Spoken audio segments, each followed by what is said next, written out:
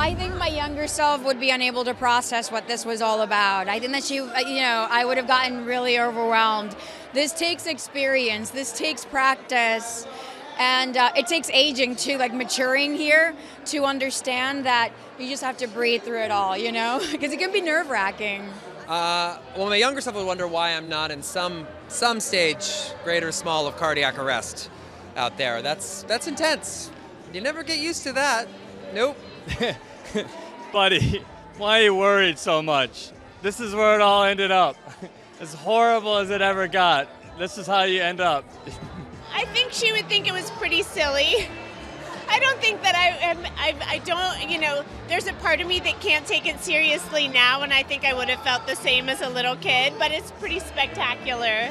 I think that my younger self would be really happy that everything worked out the way he dreamed of. This is definitely, none of this was accidental. This is all what I dreamed of growing up in Montreal and wanting to make a life in this industry and as a storyteller, and it's just thrilling that it came true. Well, it's sort of, to me, reminds me a little bit of those the 80s era Amblin films that were, they weren't bifurcated, like they weren't for either kids or for adults, they're just for everyone, like everyone loved them. Kids related to the kid in the movie and the adults completely related to the adults and vice versa, so like this guy right here. I just think ultimately the movie is just about what's important in life, and what's important is the relationships that we have with the people that we love, and we get caught up in all these other things, but when it really comes down, push comes down to shove, it's really how are relationships, in what state are they, and are we living in a way that is honoring them? I mean, I'm a sucker for films that I get to watch with my 7-year-old and my 70-year-old father-in-law. So I feel that any excuse to come together as a family, as a whole, and see something, witness a moment, experience something where everybody can take away what they need from it, is just worth it for me. I think that Shawn Levy has mastered this formula of creating a story that feels well-rounded and very balanced, because you have a little bit of comedy, you have emotions, you have adventure, you have suspense, and it's all sorts of, I feel like it checks every box. So if that is a definition of a family movie, he masters it. This really is, the beauty about this movie is that all the trappings of it, the action, which is so fast-paced but never gory, it's so vivid but never scary, it's just really exciting to watch, and that's great for kids. The humor is there, but it's not so funny that it all comes from a really real place, because it's Ryan and Walker. But what's so special about it is that at the center of it is this beautiful drama and this beautiful, just heartfelt story. It's about how love transcends. It's whether it's romantic love or parental love.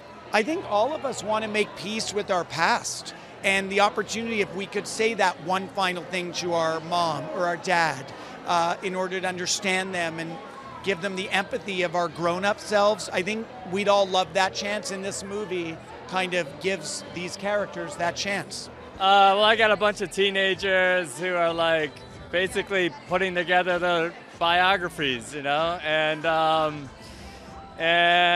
to send them off in the world in a good way. I think it's important for parents to make sure that they sort of acknowledge what was hard about a kid's growing up, and make amends and give them a good way to move on. Well, first I sent a self-tape from my home, and I didn't think I was going to get it at all. And then I got a call back to do it with the casting director, and so I was like, all right, at least I got to meet the casting director. And then I got another call to do it with Shawn, and I was like, I get to meet the guy who directed the 90s Museum movies, like my favorite movies ever. And so I was really excited about that. At least I got to do that. And then they called me again to do it with Ryan. And I've watched Deadpool 2 so many times. Oh, I didn't even have to read the script to know that I loved it and was so excited to do it. The minute I talked to Shawn, I said, you don't even have to tell me anything else. I'm in. And there's Mark Ruffalo. I know. It's so exciting. Yeah, thank you.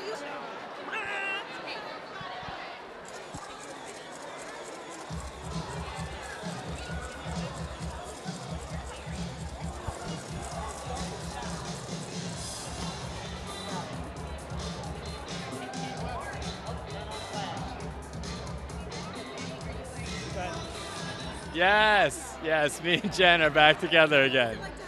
Oh, it's amazing. I mean, you know, we did 13 going on 30. It was like the beginning of our careers. Everything was just getting started. And then we went on and had these families and had kids and had, you know, a career, and we reunited in the most beautiful way, and that's this movie. He's just one of the nicest people I've ever met. Him and Jen Garner, and everyone on that set is so nice. I can't even stress that enough. Jennifer Garner is like, Ryan left and Mark, so I was really sad one week, and that was the week I was filming with Jen, and she was like a mom to me. She was the best.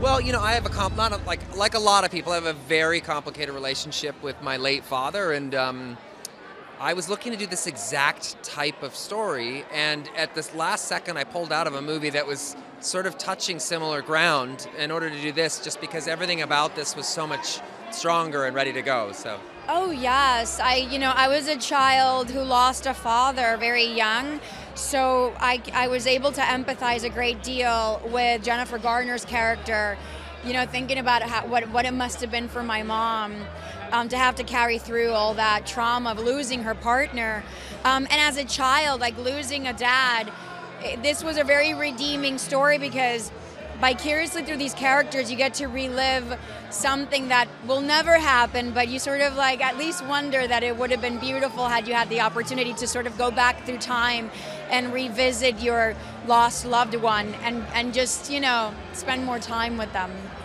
I just thought it was incredibly well written and very moving, and I thought Lewis is a really complex guy who is balancing his ambitions and his relationship to his family, like a lot of us are doing. And he gets a chance to make it right with his son, who they both sort of lost out on his childhood.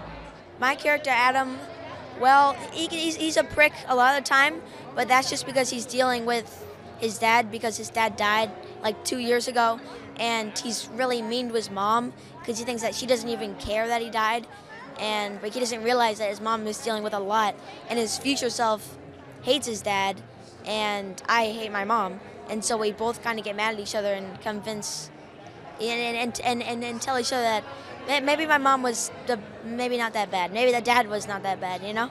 I think it's a little bit more, you know, it's a little bit more vulnerable, really. I mean, the characters, I'm a little bit more vulnerable in the movie because it's speaking to events that have really happened to me. Not the time travel part, but certainly, you know, the issues that I've had with my family and my father in particular. And, you know, you never get that time back. And, you know, so I sort of wanted to tell a story about the stories we tell ourselves, you know, and that was pretty exciting.